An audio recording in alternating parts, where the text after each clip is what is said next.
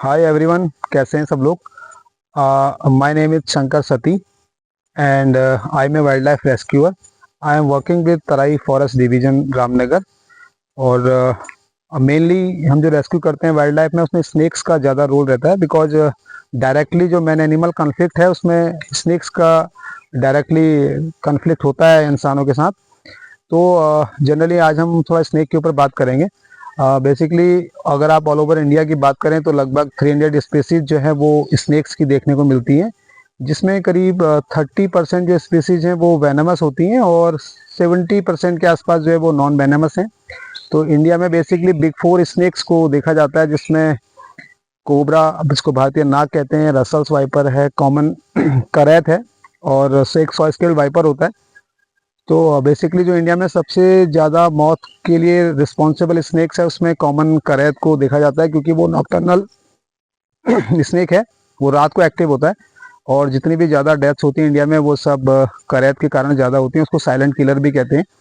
और बेसिकली अगर आप बात करें तो और बड़े स्नेक्स जैसे पाइथन करीब 18 to 20 फीट तक लेंथ मिलती है। और जो पाइथन के अगर बारे में बात करें तो लगभग मीटिंग के बाद इनके जो एग्स ले होते हैं उसमें करीब करीब 50 to 55 डेज का वक्त लगता है। और उतना ही टाइम इनको फिर एग्स मीटिंग के बाद एग्स हैचिंग में लगता है, और उसके बाद जो इनके बच्चे निकल के आते हैं।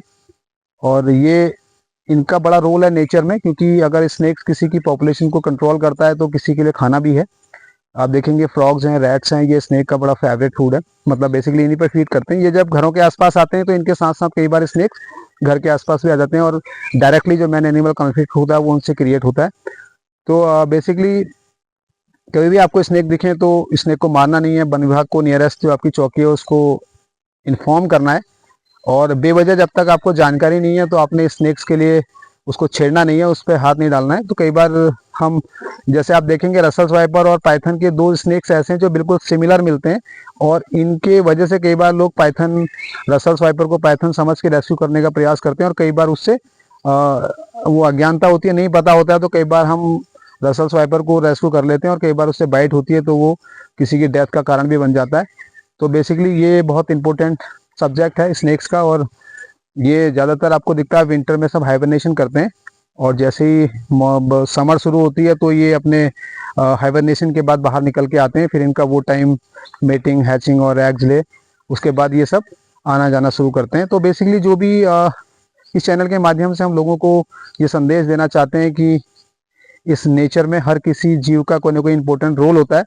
तो इसमें स्नेक्स भी हैं जो पॉपुलेशन कंट्रोल करते हैं, और किसी के लिए वो खाना भी है।